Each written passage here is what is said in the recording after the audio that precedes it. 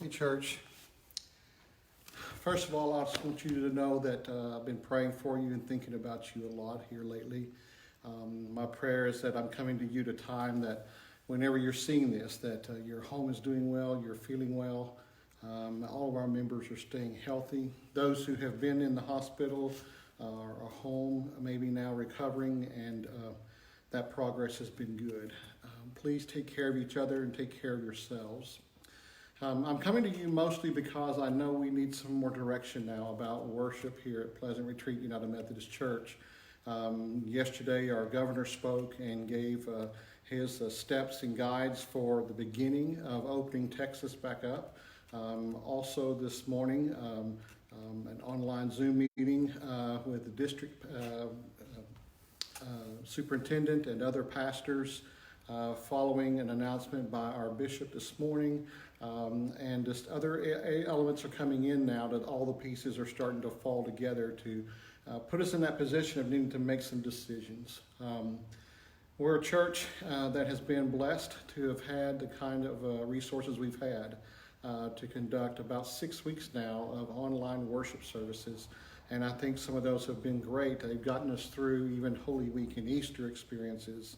And the truth is that as we're seeing the information and things that are coming out now, we realize that while businesses are getting ready to open and other things are happening, that we have to continue to be a people who live with the conscience that's needed to make some of these decisions. John Wesley had a belief that there were 3 key things that Christians should focus on. One of those is to do good. And whenever the opportunity came to us, one of his rules was do good. If you get the chance to do justice and acts of charity or something kind for someone and it's in your resource to do it, take the time, make the effort, and do good. Some of you have that down so well. You've been doing it and taking care of each other, and the ministry of this church has kind of manifested in some ways well beyond these walls into the homes and lives of a lot of our members and even some neighbors of ours. I thank you for that. The second rule that John Wesley had that we need to live by as Christian disciples is to remember that we are to do no harm. And one of the issues with that is the fact that even when we think we're doing the right thing sometimes, we miss the part where we may actually be doing more harm than good. We may be actually putting someone else at risk, not ourselves, or we may be putting ourselves at risk in an effort to just really try to help someone else. There are ways in which we have to weigh those things carefully. His third rule was stay in love with God and follow his ordinances. If we do all 3 of those things, we're on the right path. And it's a wonderful guide for living and decision making. But at the same time, it comes into play even here now. Our goal is to have meaningful worship. It's not tied to a place or a space. It's not tied to anything other than the fact that God be in our midst and bring us the Spirit. And I'm celebrating the fact that we've been having quality worship in light of the conflicts of our space and the locations and the gatherings that we've wanted. But now we've migrated to a place where I see so often now the emotion becomes a part of this as well. And we're desiring very much to have our community back. I feel that. I know that, and I understand it. Listen, I'd much rather preach to a congregation and pews full than I would to a simple camera on a phone. But I'm also committed to doing whatever it takes to making sure that we don't put someone in jeopardy in a process of trying to come through and get back to having church again. And so it's difficult sometimes to come to these points and these crossroads. As I look at the month of May, I could see where we're going to have a period of adjustment anyway. If we continue, as the church has been defined now as a necessary resource of our community, if we continue to follow that guide and say that we're essential, then we also have a responsibility as an essential community as well. And with it comes that accountability to all the standards and guides that are being handed down. I'm not sure that sitting in these pews 6 feet apart is going to give you the sense of community that you're really looking for when you come back in these doors. I'm also frustrated with the fact that I know my human nature and I know probably human nature as a whole. And you put us in a room together, it's only a matter of time until we migrate into each other, whether it's visiting after the worship service or before the worship service. We just can't resist that chance to speak to one another, to love on one another, probably touch, hug, and all those other things. It's hard for us to defy that human nature, even especially as a church, where we're known and we're reputable as being a place where our family becomes your family. It's been tough, but you've done a lot already, and I want to give you credit for that and encourage you to continue to do that. As we look at the month of May, this is where I'm feeling our church needs to go. And I know the decisions that I offer are going to be ones that you may feel like I'm a dictator passing on to you. This is what we're going to do. All I'm trying to do is be a lead and a guide. I'll share this in a little bit, but it's always going to come down to your decision what you're going to do. I hope you'll join me in these efforts. But I believe that for the month of May, we still need to continue our responsibility to protect those who are the most at harm in this process. And my heart tells me that if even one person in this congregation became inflicted with the coronavirus just because of a gathering that we had and a misjudgment that someone made, then maybe I have to be accountable to that. And my hope and prayer is to do everything I can to avoid that harm and yet still to do the good of maintaining a worship and church environment as best I can.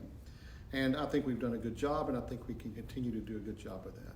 Enough of all that. What I want you to hear is this. I think this Sunday, I want to step across the boundaries just a little bit. Give us a break. We're heading into a Communion Sunday, the first Sunday of May, May the 3rd. And I believe that we can do communion, but it's going to take a lot of cooperative effort and responsibility on our part. We have to do this within a social distancing practice in order to assure ourselves that we're not creating a dilemma at the same time we're trying to create some sense of connection. What I'm asking for the next Sunday, May the 3rd, is that those who are at high risk and feel they're at high risk to protect themselves and stay home. You can have your communion elements there for yourself at home and still watch online and follow along and join us in the communion celebration. If you are wanting to, I'm inviting you to come to a drive-in, not a drive-through, but a drive-in situation here at the church where you park in your car outside and you watch the worship service on your cell phone or your iPad or whatever source you have. And then at the close of the service, we will bring the communion elements out and come to each car to serve the family. We're going to do this in the best practices that we can to assure you, so it won't be a traditional communion. It's going to feel a little awkward, but we're going to try to make sure that we provide the consecrated elements for those who are here. The being together, even in our cars, will be a sense of coming together. We are convening and gathering as a church, and that's the requirement for real communion, is that we gather. And so rather than do it online, I want to do it in person here. Now, I've got conflict on this, as you might guess, with our bishop, with my district superintendents, other pastors who say this is not a good idea, but my heart tells me that we are needing this. So I want to make that step for this first Sunday and invite those who want to come and park their cars outside, stay in their cars, and that's important. Stay in your cars, and then allow us to come and serve you communion at the close of the service. You got to think through things through here. Natural behavior. You get here and you have to go to the bathroom. Go to the bathroom before you come. Try to make sure you reduce those chances of that kind of problem and situation. I'm not going to dictate you or specify exactly all the rules, but you understand what it means to be socially distanced at this point and protecting one another in the process. And that's how we're going to practice it here, and that's how I want to encourage all those who gather here to practice it. And if there's a need, I will be willing to do even a second service at 4 o'clock in the afternoon or something if there's not room for everybody when you get here. If you want to just send me a text and say, we're going to come back at 4, could you do it at 4? I'll do the entire communion, consecration, and serving service again at 4 o'clock with even one car of people that wants to be here if they didn't get the chance to do it at the 11 o'clock hour. There may be some that are staying home that still want communion brought to them, and I'm willing to do that. You understand I can't come in your home and do all of that, but I could meet you at the door or something and serve you there. I'm setting aside some time Wednesday afternoon for that if you want to schedule that with me. My hope is that I can serve the church in the best way I can with this experience of communion. And it's a communion that's not limited by these buildings and boundaries that we live with.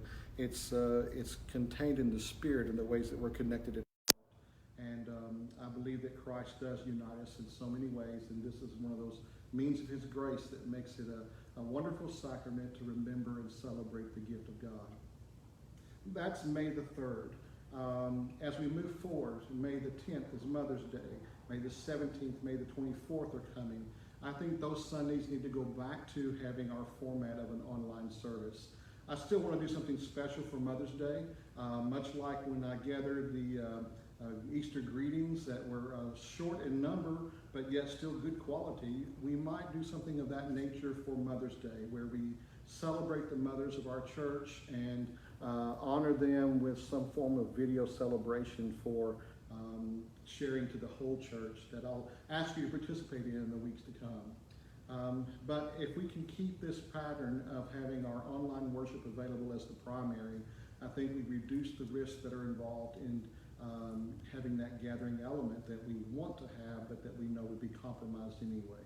The truth is, what we're really looking for when we say come back to church is that chance to be the church that we were, to have the freedom to stand in the aisle and visit before church, to greet each other as we come to the door, to visit afterwards and talk in the parking lot and outside.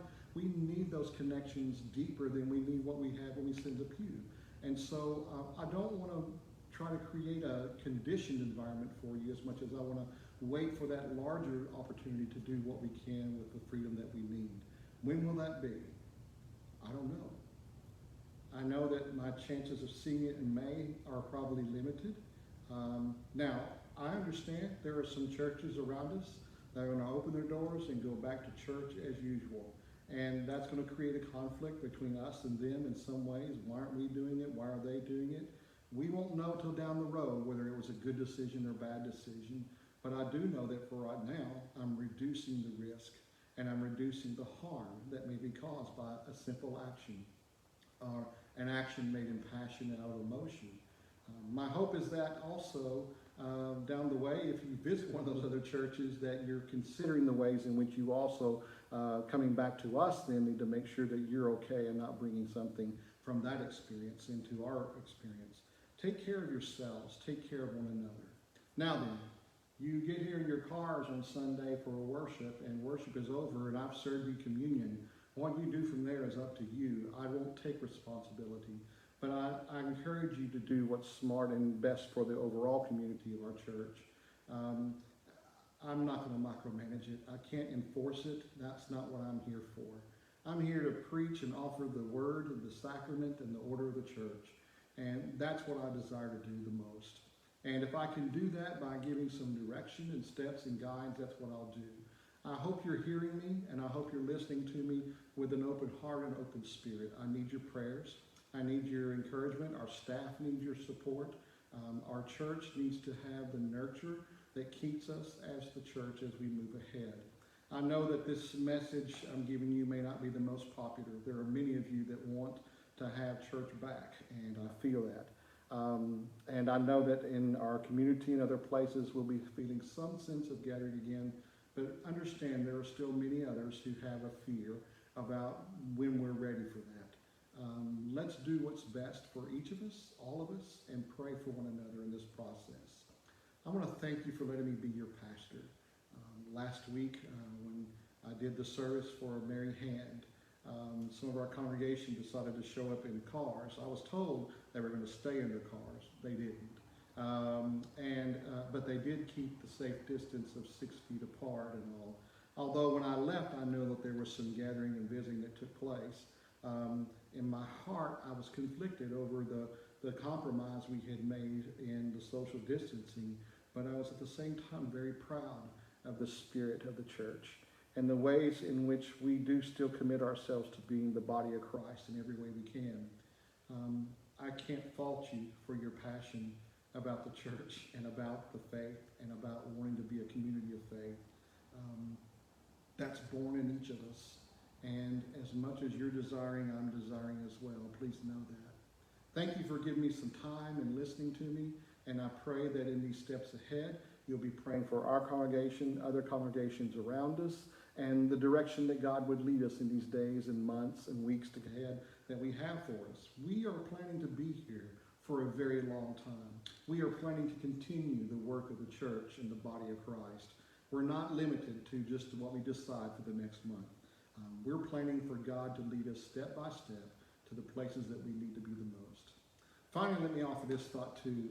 I was sharing this with a group of folks earlier today, but you know, it's amazing to me that when this experience is said and done, we won't necessarily have to look back and say, boy, I survived the coronavirus 2020 crisis that the churches went through, and we won't just tell war stories. There's actually going to be some stories of true faith and development in the process too. I think we have in some ways become more the church as a result of this crisis than we would have following our same pattern that we had 2 months ago. I think God has awakened us in some ways. And when this is said and done, and we resume life as a congregation again in the fullness of His grace, able to do all the ministries that we want to do, I think we're going to be carrying some experiences with us into that tells us that we're going to be better because of this. Not broken, not fractured, and not compromised. We're going to be better. I pray that you can feel that and believe that and claim it in your heart. In the name of Jesus Christ, I send you forth as the people of God to be the people of God wherever you are. Amen.